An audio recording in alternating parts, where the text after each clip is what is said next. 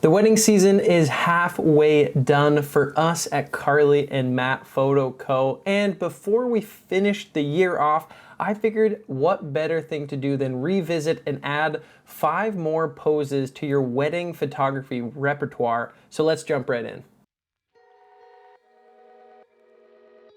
Pose number 1, I'm gonna call the arm hug. Now, you might have seen variations of this, but we like to use this in a variety of ways to just add something a little bit nice and intimate, but also have a couple different ways of looking at this pose. That way it's not just the same thing every time, but there's a couple different ways that you can look at it. So first, as you can see here, what we have is a standard example. Basically, the prompt is you'll have the groom looking away, either off to the side or directly in front of the photographer, and you have the bride face the photographer, so face you, and hold on to that arm. And I always pitch it as just hold on to it as if you're just like about to settle into a nice cuddle session. Just hold on to it nice and tight and just give it a squeeze. And sometimes you can say, you can look at the camera right here, or a variation of it would be have the groom kiss the bride's head while the bride closes her eyes and kind of just enjoys the embrace.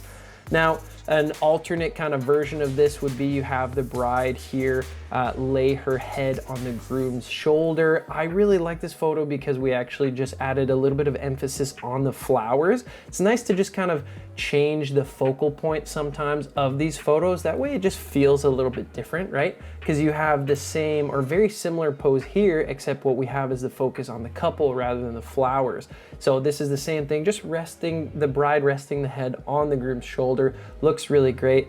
And then to add a little bit of spice to it, you have, in this case, have the bride rest her chin on the groom's shoulder and have the groom, I always prompt this as, you're gonna try and look at each other out of the corner of your eyes without actually turning your bodies towards each other, and basically just try and catch a glimpse of the other person. So as you can see right over here, the groom is just kind of looking over his shoulder, kind of in a cheeky little way.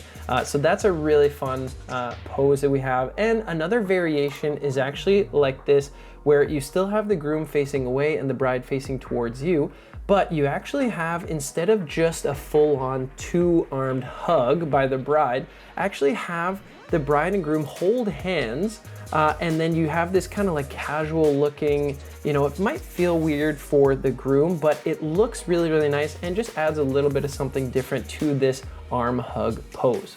Now, pose number 2, we call this carrying the train. I am a huge fan of this pose. Now, what this looks like is essentially the groom carrying the bride's train. Now, keep in mind, disclaimer, this will only work if the bride does have some amount of train to her dress.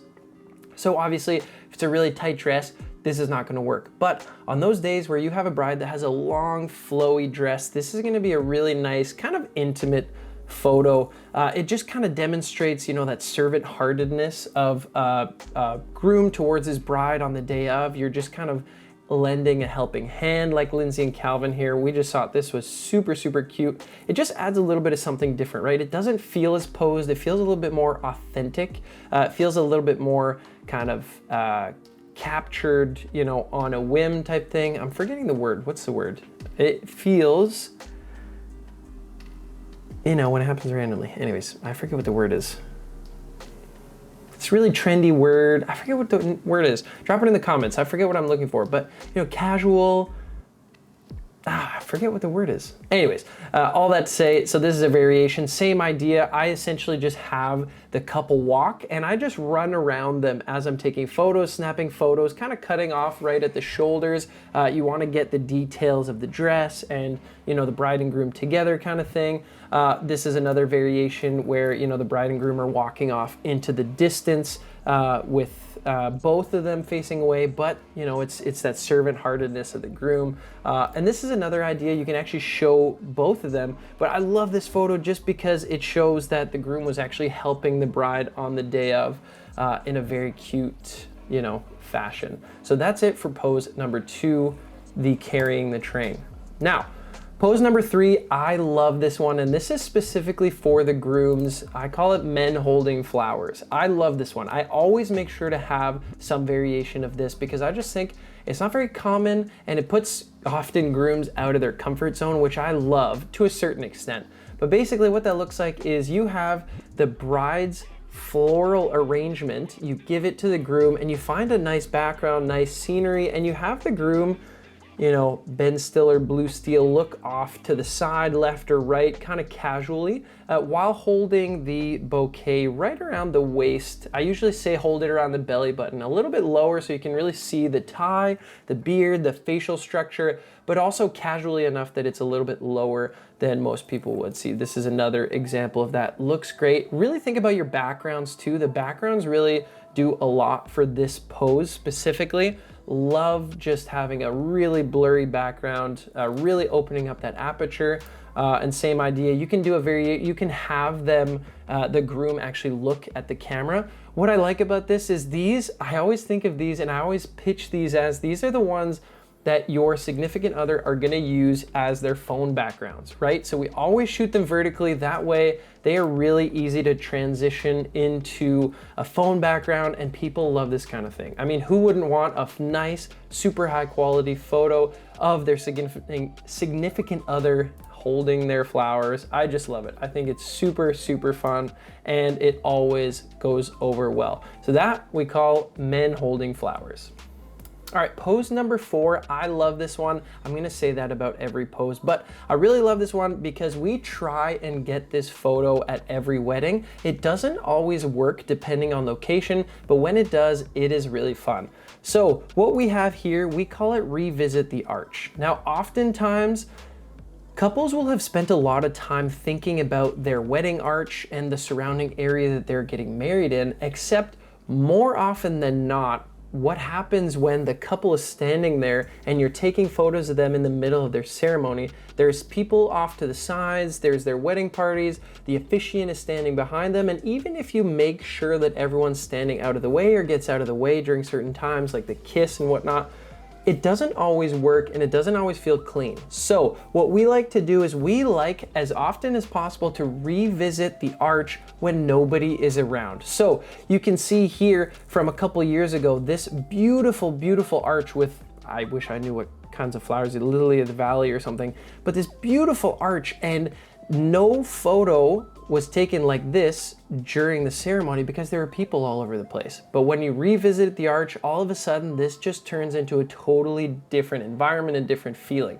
So like this from Mitch and Alana's wedding too, we get a really nice intimate photo in front of an arch that they designed themselves, which ends up being a really important piece of their wedding day. But it just gives a totally different vibe. It's nice and empty and clean.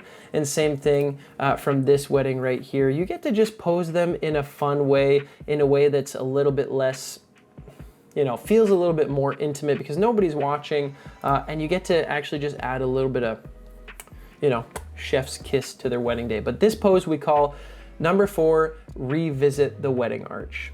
And now the last pose for today, pose number 5, is a classic dragged shutter. If you have not figured out how to incorporate dragged shutter and slow shutter into your wedding photos, you're gonna wanna give this a try.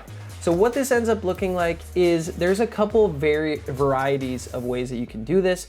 Sometimes you can do it with a bridal party that you use as the dragged shutter element. They're gonna be the ones that are moving while the bride and groom stand still.